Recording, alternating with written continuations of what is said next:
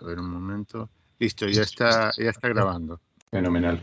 Bueno, pues lo que te decía antes, Mario, si os parece, lo que hacemos es que, como yo tendré la presentación abierta, pantalla completa, aquí no veo las manos y demás, pues si haces tú de moderador, pues esto, o sea, pues, dando paso a preguntas y a todo lo que haya, ¿no?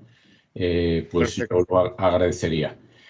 Y Igual, sí, disculpa, Juan, igual lo que hacemos es que hagas tú la presentación sí. y luego pues hacer un turno de preguntas. Sí, pero incluso si os parece, porque yo no querría que fuera un ladrillo, que si a lo largo de la presentación, porque como es densa, Perfecto, si van surgiendo preguntas, yo estoy encantado de interrumpirlo y- perfecto. y cualquier cosa, ¿eh? Por mi parte no hay ningún problema en interrumpirla continuamente, porque quiero que Perfecto. vaya fluida, densa, en fin, lo que hemos hablado otras veces. De acuerdo, entonces lo que hago es, pues cualquier cosa te aviso y Fenomenal, interrumpo y damos entrada a la gente que pregunte. ¿De acuerdo? fenomenal, fenomenal. Muy bien. Gracias, Juan.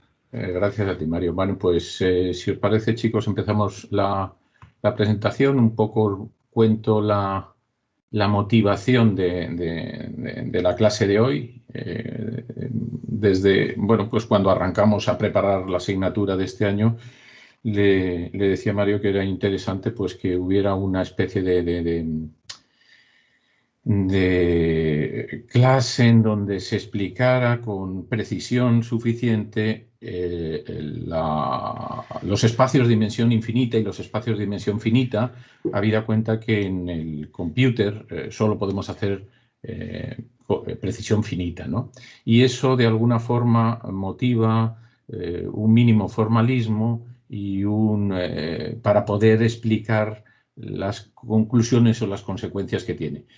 Esta clase podría haber sido la primera clase en la asignatura de cálculo numérico, pero no hemos querido que sea así porque creemos que es importante el haber trabajado algo con los métodos numéricos, técnicas de interpolación, Lagrange, todo lo que habéis visto en la primera parte del curso, para poder entrar, digamos, con un poquito más de profundidad en estos temas y para que esto no resulte terriblemente árido o terriblemente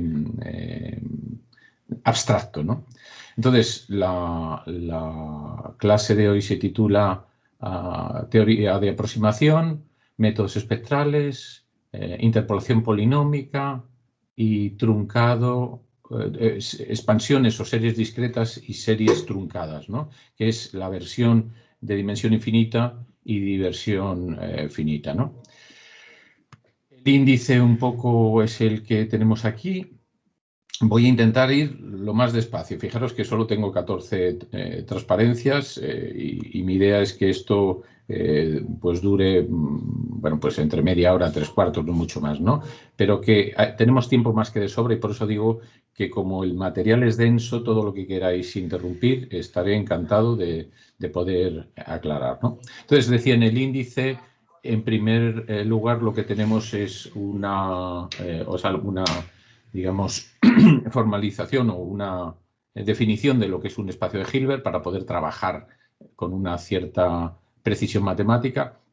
Luego haremos un ejemplo, pues pondremos un ejemplo de un espacio de dimensión infinita, que va a ser simplemente las funciones de una variable pero funciones de clase C infinita en un intervalo AB.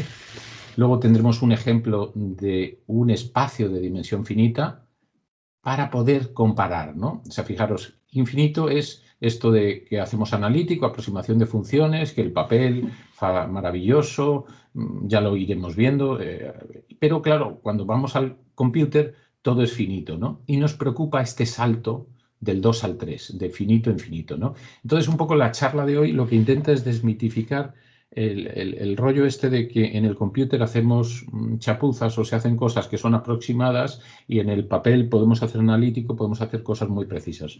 Bueno, lo que intentamos explicar con la clase de hoy es que si sabemos qué es lo que hacemos en el computer, podemos estar haciendo prácticamente lo mismo que haríamos analíticamente con una expansión en un espacio de dimensión infinita, ¿no? Y eso es lo que vamos a ir viendo. Y por eso es muy importante, he dicho así de pasada, pero quiero volver a mencionar que el interés de la aproximación es funciones de clase C infinito. No nos interesan patologías, discontinuidades, funciones de clase C infinito, lo más regularmente posible, porque es lo que nos interesa. Bueno, una vez que introducimos esos dos ejemplos, de espacio de dimensión infinita y de espacio de dimensión finita, pues vamos a ver cómo se aproximan funciones en esos dos espacios, ¿no? Digamos que cuando aproximamos funciones, y digo aproximamos porque incluso en un espacio de dimensión infinita siempre nos tenemos que quedar un número de términos de la serie, no podemos quedar con infinitos términos. Bueno, pues cuando aproximamos en un espacio de dimensión infinita hablamos de una serie truncada, y cuando aproximamos en un espacio de dimensión finita, hablamos de una serie discreta. Entonces, aquí vamos a discutir, en el último punto, el truncado frente al discreto, ¿no? Las series truncadas frente a las discretas, y vamos a ver que esto puede ser prácticamente igual, ¿no? Y como conclusiones, pues el ver que podemos hacer numérico con una precisión o con un formalismo suficientemente próximo a lo que podíamos estar haciendo analíticamente, ¿no? Bueno, pues empezamos con la definición de un espacio de Hilbert. Un espacio de Hilbert es básicamente la generalización de un espacio euclídeo a un espacio de dimensión infinita. Es un espacio métrico, por lo cual es un espacio vectorial con un producto interno. El producto interno, pues, lo tenemos que definir, obviamente, en el momento que tengamos la definición y verifique que efectivamente el producto que hemos elegido es un producto interno, la norma que induce este producto interno la podemos expresar como lo vemos aquí en 4, y lo que nos aseguramos es que un espacio de Hilbert es un espacio completo en el sentido de que toda sucesión de Cauchy converge a algún punto, ¿no? Es el marco de referencia en el que nos vamos a mover. Es decir, para nosotros las aproximaciones de funciones las vamos a hacer en un espacio de Hilbert, ya sea espacio de Hilbert de dimensión infinita o ya sea un espacio de Hilbert de dimensión finita. Okay. Pues vamos con el ejemplo. El primer ejemplo es un conjunto de funciones, como decía, en AB, pero de clase infinita, o sea, con todas sus derivadas continuas y maravillosas, regulares. Repito, aquí no hay patologías ningunas, ¿vale? No nos interesa desde el punto de vista numérico y sobre todo desde el punto de vista de lo que veremos más adelante, que es la precisión espectral. Vale, pues estas funciones continuas. Para poder hablar de ese espacio de Hilbert, pues definimos un producto interno. Fijaros que el producto interno, como son las funciones entre A y B, lo definimos como la integral, el producto interno de FG, dos elementos, dos funciones, elementos del espacio de Hilbert, esta integral de F por G, y aquí aparece una función de peso, que se llama, es una función de peso, se llama función de peso, que puede ser lo que queramos. En principio está por definir. Dependiendo de esta función de peso, pues el producto interno será uno o será otro, ¿no?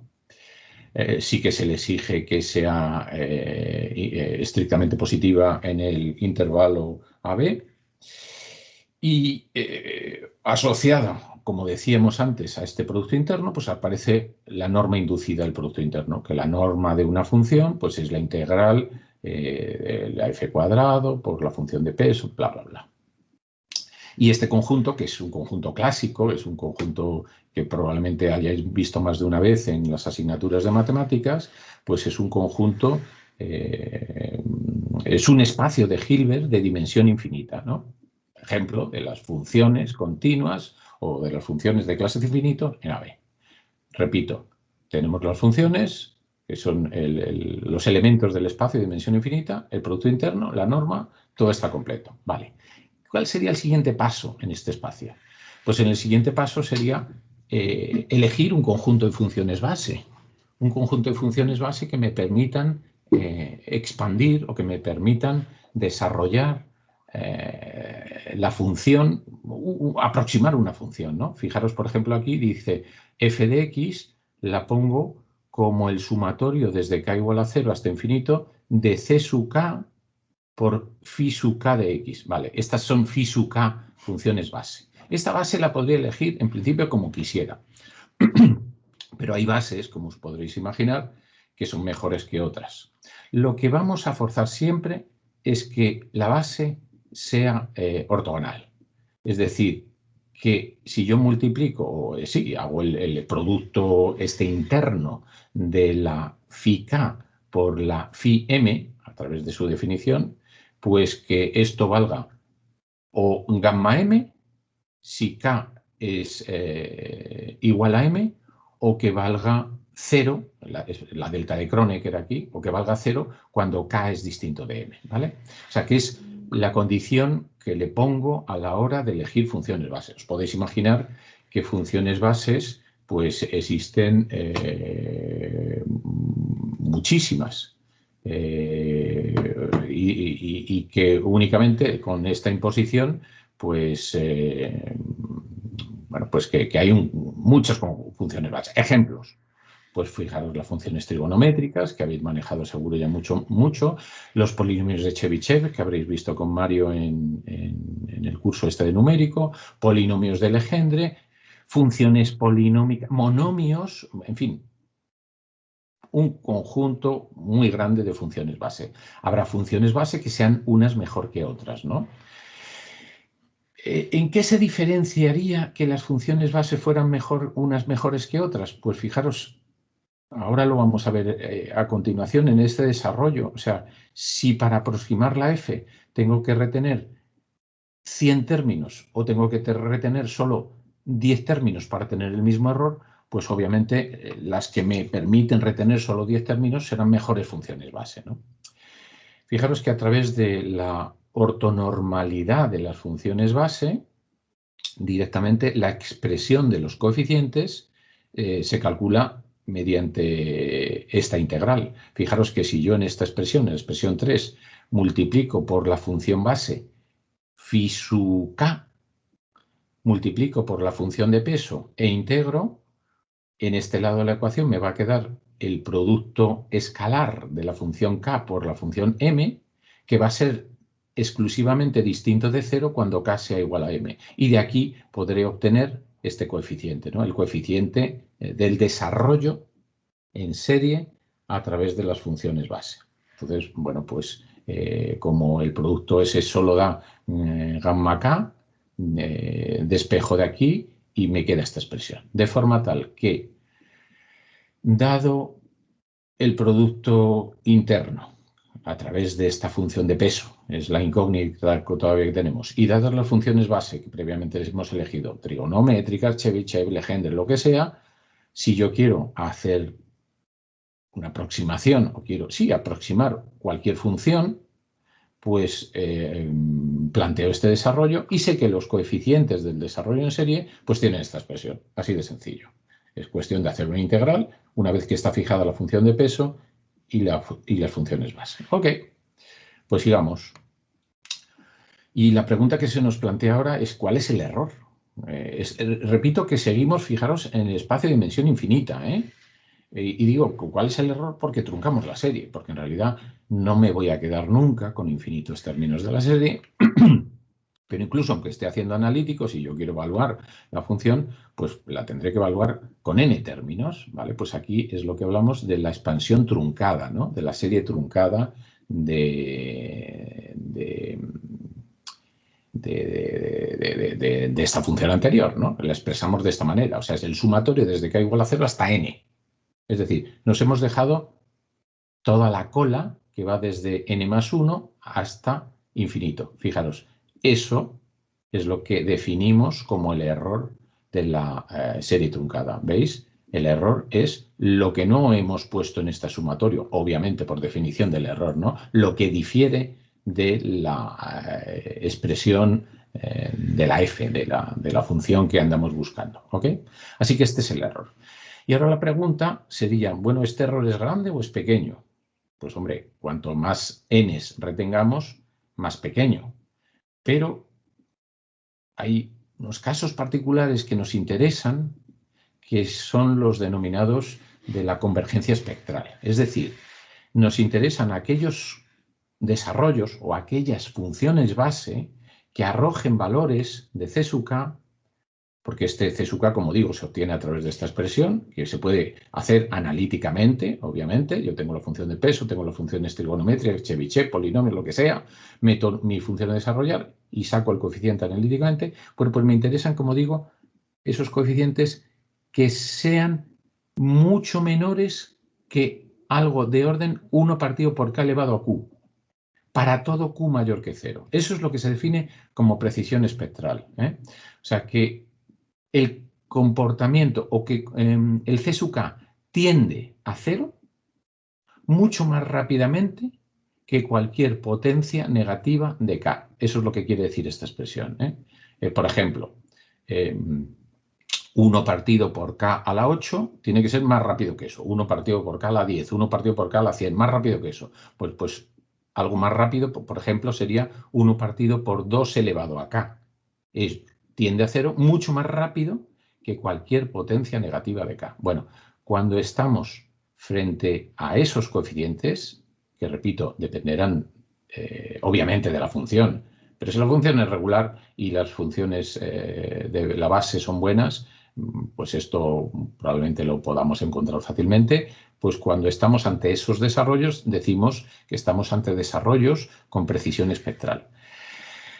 ¿Qué es lo que nos asegura la precisión espectral? Pues lo que decimos en el punto 4, que si tenemos precisión espectral, tan solo unos poquitos términos de este desarrollo nos permiten tener una aproximación fantástica de la solución. Y eso es el objetivo no solo de los métodos espectrales o de los métodos analíticos, sino el objetivo, que lo veremos dentro de un ratito, de los métodos numéricos. Pensad que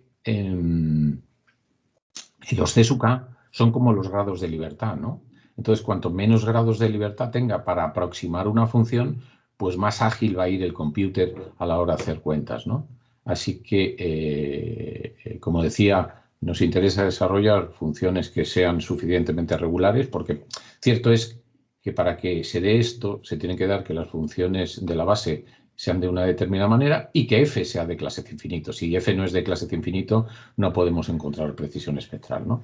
Por eso, bueno, pues en esos casos, fenómeno fantástico, fenomenal. Tenemos un desarrollo en serie Chebyshev, en serie de Fourier, en serie de Legendre, y tenemos un desarrollo con precisión espectral. Y ahora nos queremos ir al mundo del computer. Dice, vale, esto ya sé hacerlo analíticamente, y ahora, ¿podría hacer esto mismo en el mundo del computer?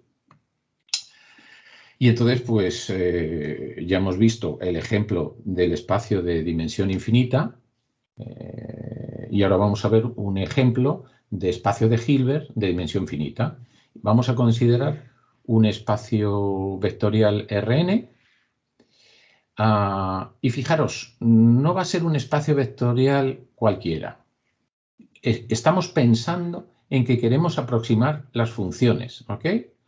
Claro, f de x es un vector, vamos a decirlo, de dimensión infinita, porque no hay una partición, no hay un conjunto de puntos x en AB, es para todo x, por eso es de dimensión infinita. Bueno, pues aquí lo que hacemos es que, dado un conjunto de puntos de colocación x0, x1, así hasta xn, como habéis visto con Mario en la asignatura, en el intervalo AB, definimos un vector. Este sí que es un vector de dimensión n más 1. Bueno, aunque haya puesto aquí dimensión n, es n más 1, ¿vale? Porque son sus componentes. Las componentes de este vector f son la evaluación que tiene la función en los diferentes puntos de colocación del intervalo AB, ¿ok?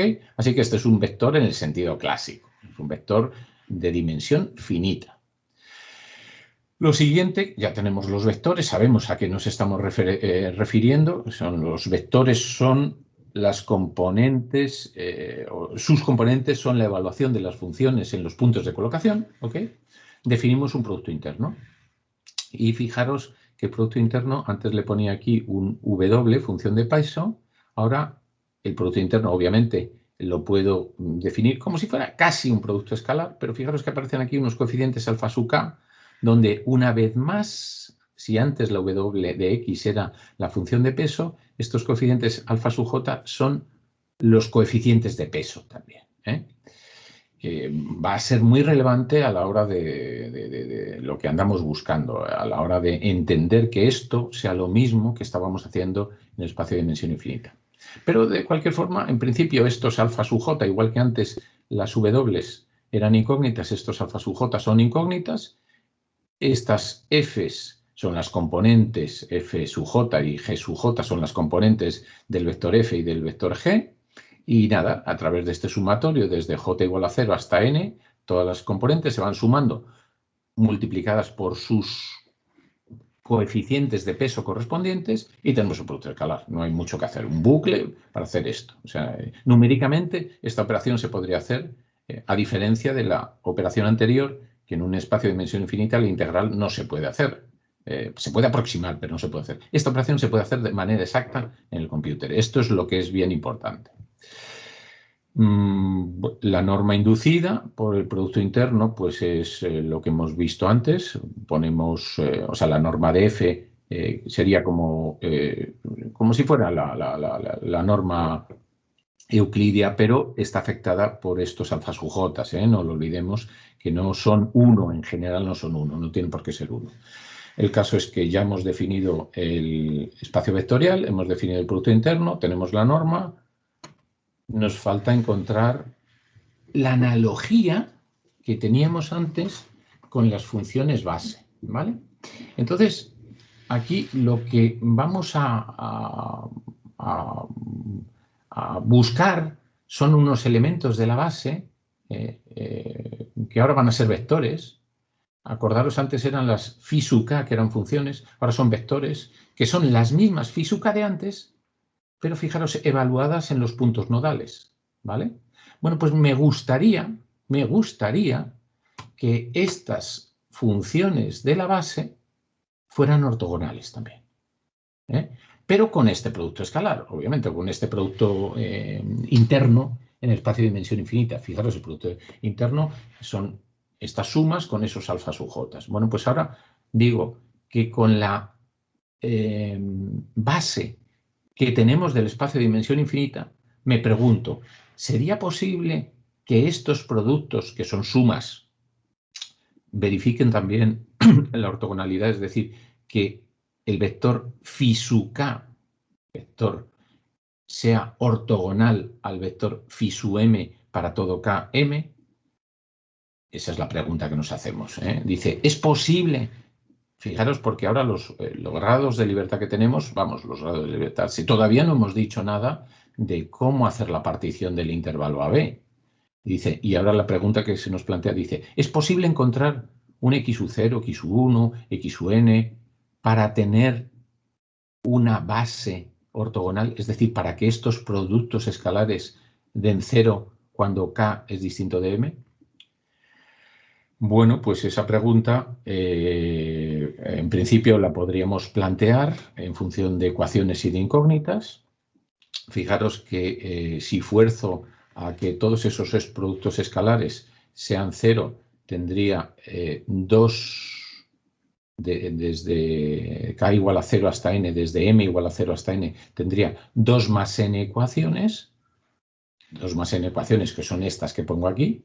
Casi todas son igual a 0, salvo cuando k es igual a m, que vale gamma m.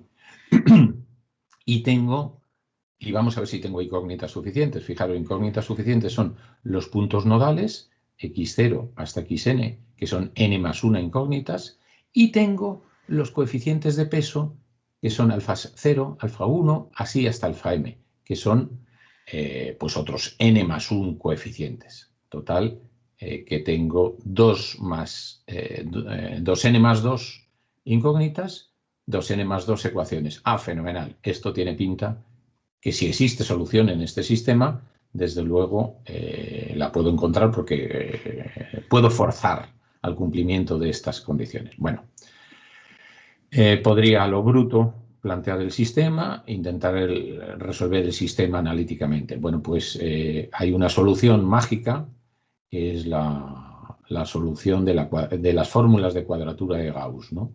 Las fórmulas de cuadratura de Gauss, que ahora lo vamos a ver dentro de un momentito, nos permiten escribir, fijaros, esto es bien importante, esto es el core de la clase de hoy, lo más importante, que el producto interno en un espacio de dimensión infinita, es decir, aquí aparece una integral, es igual, y aquí no hay una aproximación, aquí no hay un aproximado, es igual a una suma de términos, porque esto es un sumatorio y esto es una integral. Siempre que los polinomios sean de grado 2n más 1, como lo máximo. Si el grado del polinomio es mayor, ya estas fórmulas de cuadratura de Gauss dejan de ser válidas. Esto es distinto, ¿vale? Repito, el objetivo es hacer que estas integrales sean iguales que estas sumas, ¿vale? No aproximados, que sean iguales. Y eso lo conseguimos a través de las fórmulas de cuadratura de Gauss. Vamos a ver algo, no vamos a entrar en detalle en las fórmulas de cuadratura de Gauss, pero vamos a ver algo, que lo vemos en esta transparencia. La fórmula de cuadratura de Gauss dice que la integral es la fórmula de Gauss entre a y b de g de x por w de x de dx es exactamente igual a este sumatorio, o esto es exacto, para polinomios de grado 2n más 1. Y además, las fórmulas de cuadratura de Gauss dice que para que esto sea cierto, o sea, para que esta integral sea igual a esta suma, esos puntos x u j que aparecen aquí, que son los puntos nodales, deben ser los ceros de la phi n más 1. N más 1 ceros de esta función base que hemos elegido. Que cuando se da esta condición, que estos x u j son los ceros de phi n más 1, recuerdo, phi función base, entonces estas expresiones son exactas para funciones polinómicas g de grado 2n más 1. Bueno, pues efectivamente esta que es la fórmula de Gauss, que no tiene nada que ver en principio, pero que la estamos usando, no tiene nada que ver en principio con lo que estamos haciendo, nos va a permitir, esta fórmula nos permite igualar el producto interno que decía dimensión infinita con el producto interno en dimensión finita. Y esto es una maravilla, porque esto ahora ya nos va a permitir comparar el mundo analítico con el mundo numérico. El mundo numérico es este y el mundo analítico es este, ¿vale? Pues, repito, siempre que elijamos bien estos puntos nodales, como los ceros de phi n más 1, tendremos esta situación. Acordaros que el core, como decía, de la clase de hoy, es poder llegar a que estos productos internos son exactamente igual que los productos internos en el espacio de dimensión finita. Pues seguimos un poquito más adelante. Fijaros que ahora lo que me gustaría decir, igual que he visto que el error de una aproximación de una función en un espacio de dimensión infinita tiene que ver con los términos de la cola que no sumo, me gustaría saber qué pasa en un espacio de dimensión finito, porque eso era en el espacio de dimensión infinita. Dice, bueno, pues vamos a ver cómo lo formulamos. Dice, dado un conjunto de puntos de colocación, x0 hasta xn, que ya sabemos que si queremos que exista esa igualdad entre el producto interno de dimensión finita y dimensión infinita, deben ser los ceros de phi n más 1, ¿vale? Pues entonces, con estos conjunto de puntos de colocación dados, buscamos un interpolante, ¿veis? Lo que habéis hecho en clase, un interpolante. Es un interpolante que dice el interpolante de grado n, se construye con una combinación lineal de las funciones base phi sub k de x. Fijaros que estos coeficientes son diferentes. Antes era gorro y ahora es tilde. Y vamos a ver si son iguales o no son iguales con respecto a la serie truncada, ¿vale? La pregunta es ahora, ¿cómo calculamos estos coeficientes? Porque dice, este es el interpolante, ¿vale? Y aquí tiene una serie de puntos nodales. Pero cuando es precisamente busco un interpolante, pues lo que puedo forzar es al cumplimiento de este interpolante en los puntos nodales, ¿vale? Pues para determinar los C sub K, impongo que el interpolante verifique o pase por la función en el punto nodal x sub j, desde j igual a 0 hasta n. ¿Vale?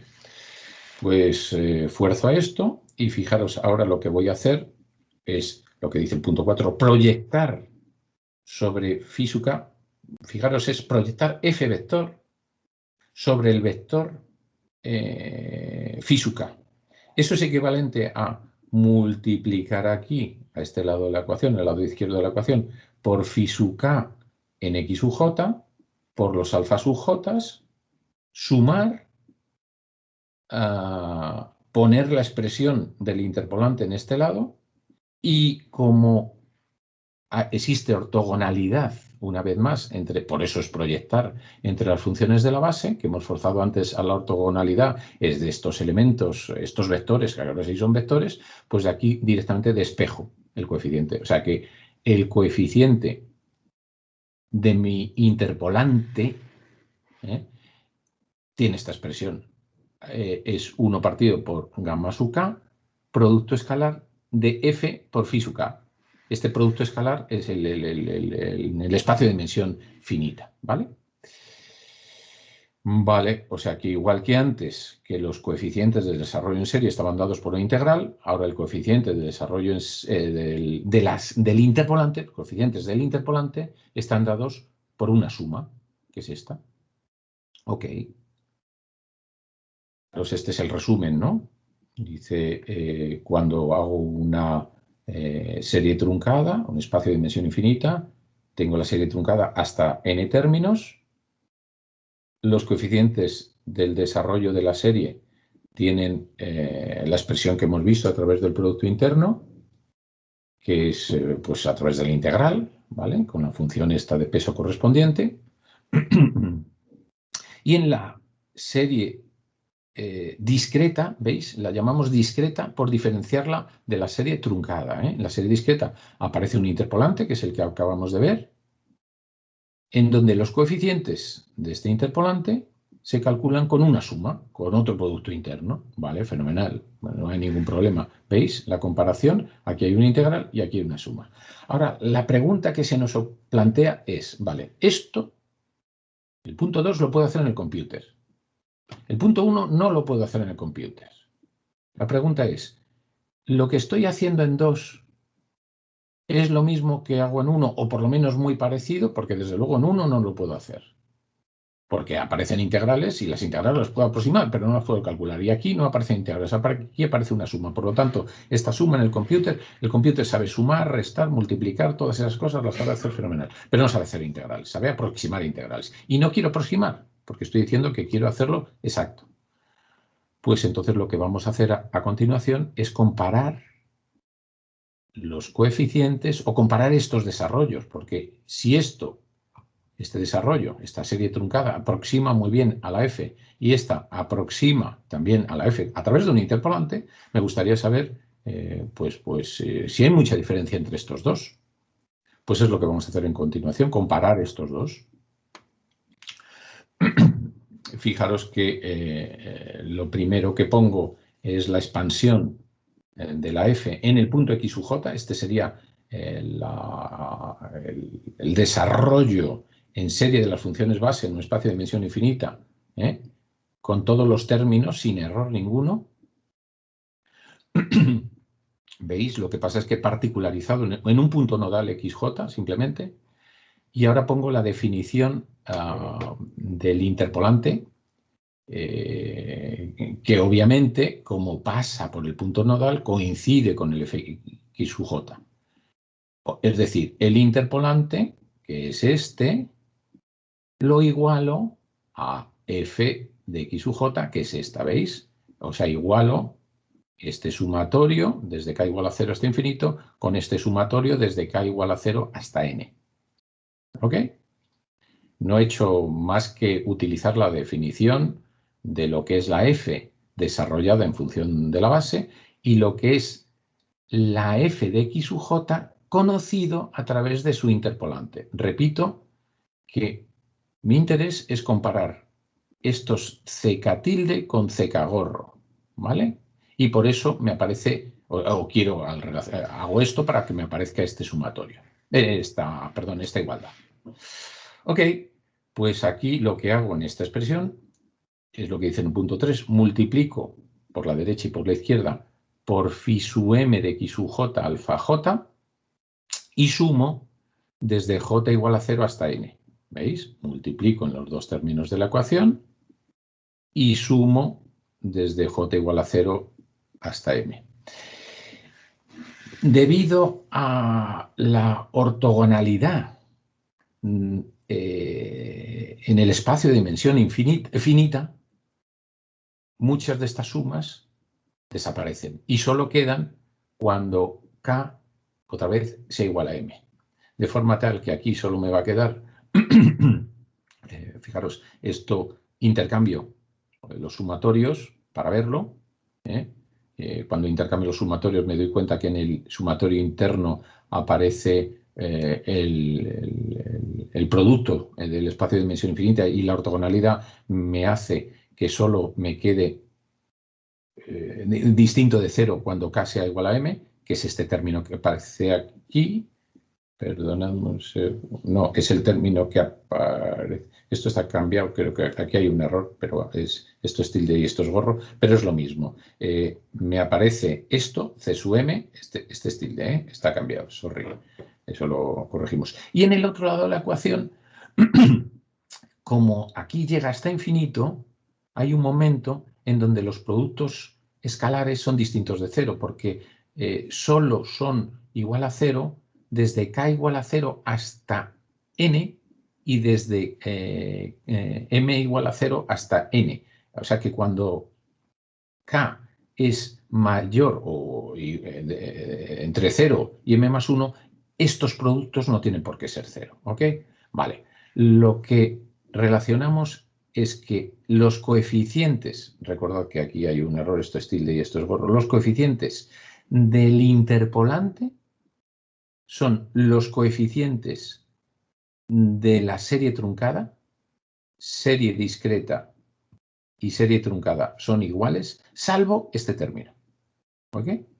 Pues fijaros, si os acordáis, hace un momento, en unas transparencias decíamos que si existe precisión espectral, los coeficientes del desarrollo en serie truncado tienden a 0 mucho más rápidamente que cualquier potencia negativa de k. Por lo tanto, en el momento en que yo, en el interpolante esta n, sea 8, 10 o lo que sea, esto que aparece aquí, que son sumas de coeficientes que van desde n más 1 hasta infinito, esto van a ser 0 o muy pequeño, porque como tiende a 0 muy rápidamente, a lo mejor ya es round off. En el momento en que esto sea round off, es decir, 10 a la menos 15, para nosotros estos coeficientes y estos coeficientes son iguales. Por lo tanto, bajo esa condición, que la n sea suficientemente grande como para alcanzar la precisión espectral, como para que estas colas sean round off, estaríamos haciendo analítico o numérico con el mismo error. Y eso es el objetivo de la clase de hoy que queríamos contar y que quedara claro, ¿no? En conclusiones, el tratamiento computacional requiere un número finito de grados de libertad. Que el número finito de grados de libertad pueden ser los coeficientes de la serie truncada o los puntos de colocación. Fijaros que cuando estamos hablando de la serie, un desarrollo en serie, los coeficientes el número de elementos que utilicemos de la base al truncar, esos son los grados de libertad, y en la interpolación, las técnicas de interpolación, serían los puntos nodales, ¿vale? Hemos visto también que si la función es infinitamente diferenciable, la expansión en alguna base ortogonal puede mostrar convergencia espectral ¿Qué significa? Que con muy poquitos términos del desarrollo o con muy poquitos grados de libertad, la función se aproxima de maravilla. Eso es lo que nos interesa.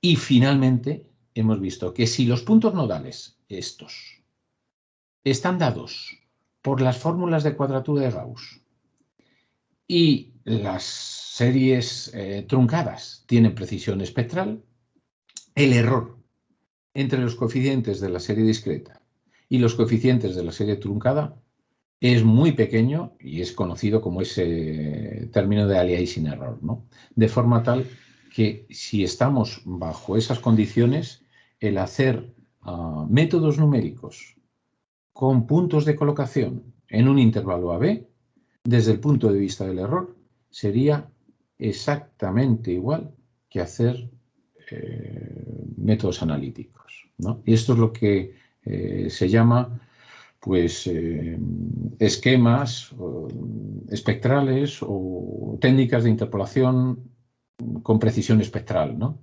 Es decir, generalmente asociado a la interpolación parece que siempre estamos en el primer orden, segundo orden, rectas, aproximamos. No, podemos tener una aproximación global, como es la que vemos aquí, con n+1 puntos nodales, que si los hemos elegido adecuadamente, a través de estas formas de cuadratura de Gauss, el error con esos grados de libertad, que repito, los grados de libertad son puntos nodales, sea el mismo error, igual de pequeño, que el error cometeríamos cuando truncamos una serie con 5 términos, ¿no? Y esto pues era un poco lo que yo os quería contar.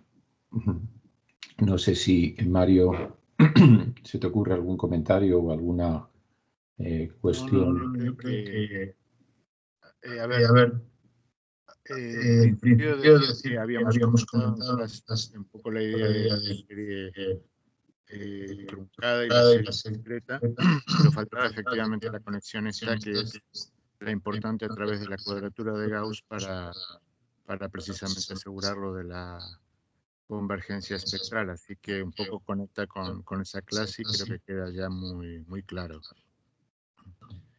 No sé Sí, eso es. No sé si hay alguna pregunta que queráis indagar sobre algo que no haya quedado claro.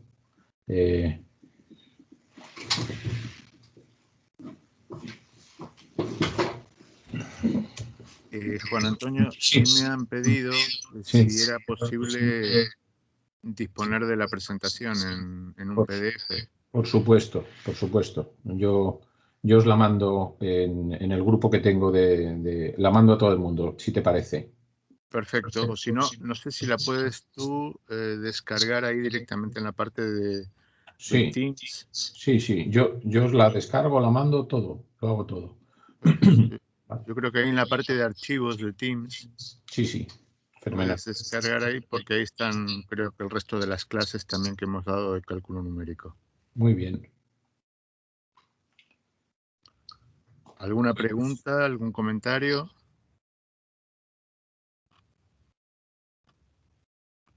Y bueno, sobre los hitos, la validación del hito 3 y del hito 4, ¿se sabe para qué semana está programada? La validación del hito 3 y 4 para la semana que viene. Vale, genial, muchas gracias. No es nada.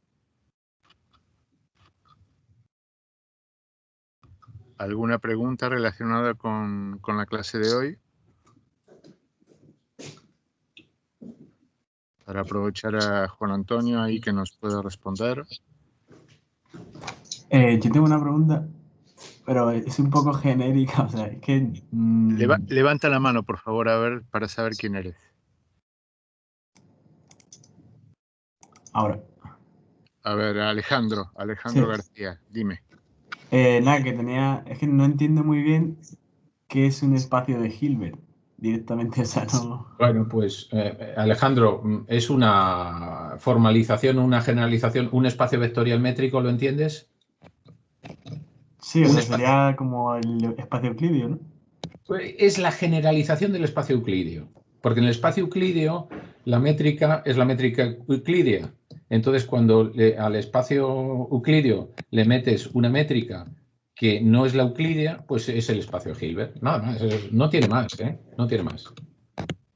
Lo que pasa es que lo tienes que formalizar porque el producto no es el producto escalar clásico. No, la norma no es la norma cuadrática que aparece en el espacio de Hilbert. Perdón, euclídeo. Sí. Y, por ejemplo, la función de pesos, ¿esa de dónde se saca?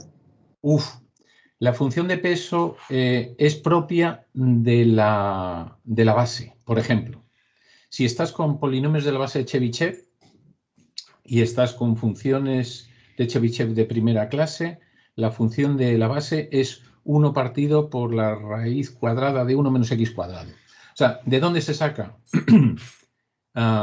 De forzar la ortonormalidad. O sea, las funciones base, ¿habéis visto a lo mejor en métodos el problema de Sturge-Liouville? ¿Os suena? Sí. Vale, pues en el problema de Sturge-Liouville es un problema generador de funciones base, ¿ok?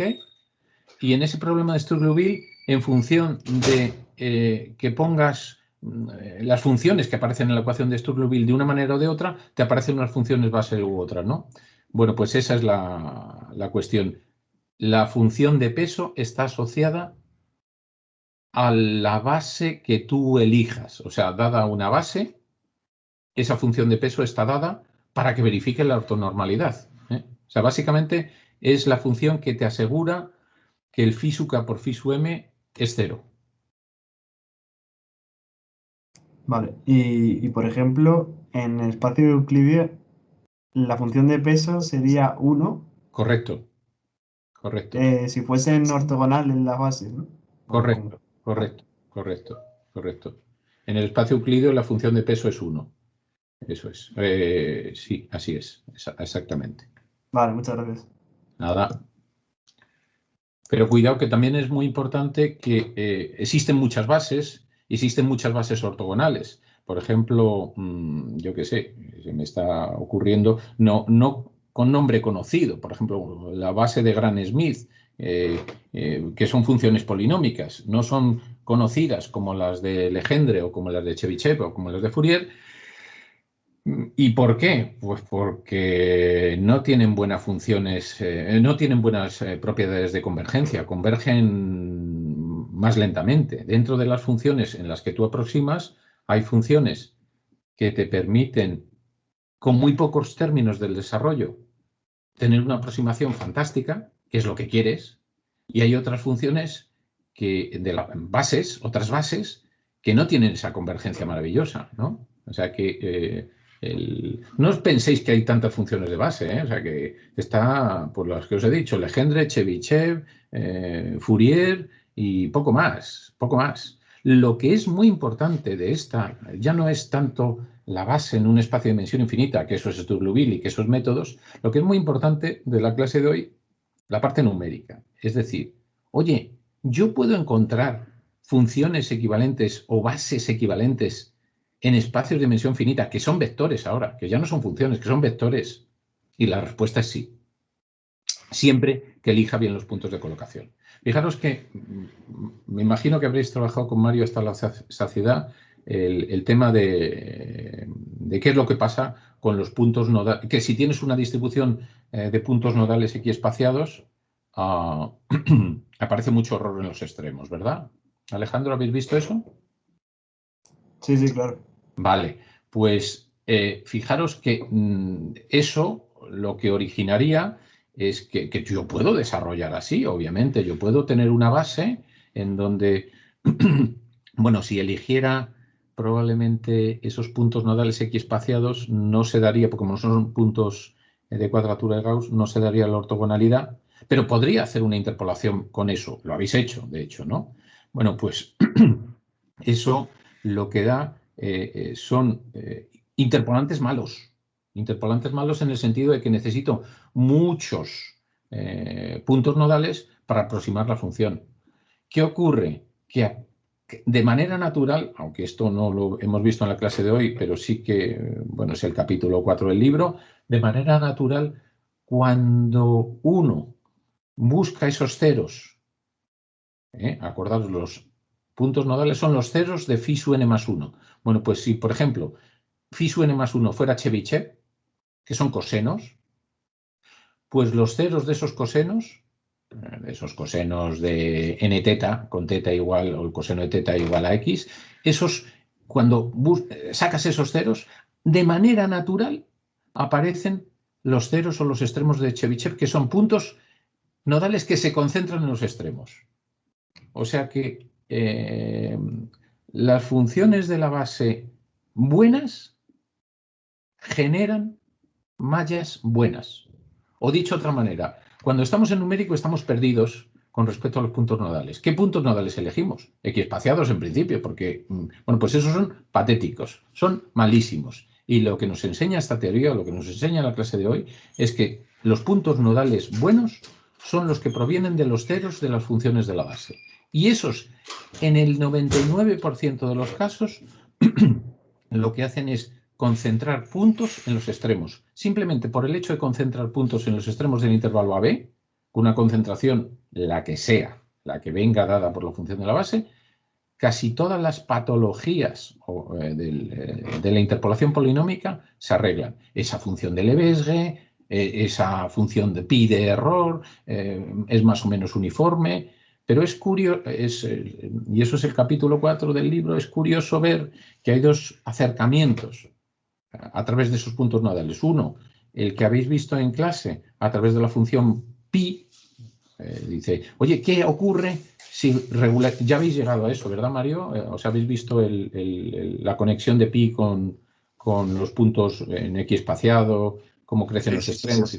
Sí, ¿verdad? Efectivamente, hemos comentado cómo se genera a partir de ahí los puntos Chebyshev, por ejemplo. Eso es. Bueno, pues fijaros, ese es un planteamiento, ese planteamiento que habéis visto con Mario es, si yo tengo la función pi y quiero hacer que el error sea uniforme en todos los puntos nodales, me aparecen unos puntos de Chebyshev. Bueno, lo que os he contado yo hoy es radicalmente diferente. Es cómo puedo hacer que mis puntos nodales sean maravillosos. Pero aquí no ha aparecido función pi y ni ha aparecido función de Lebesgue. Únicamente ha aparecido un espacio de dimensión finita, un espacio de dimensión infinita y una cuadratura de Gauss que me permite igualar esos productos escalares, ¿no? Bueno, y hemos llegado a la misma conclusión, pero no a través de pi o a través de Lebesgue. Hemos llegado que los puntos maravillosos son los ceros de Chebyshev. ¿Esos son los extremos o los ceros de Chebyshev? Bueno, de hecho, por eso se llaman los ceros de Chebyshev,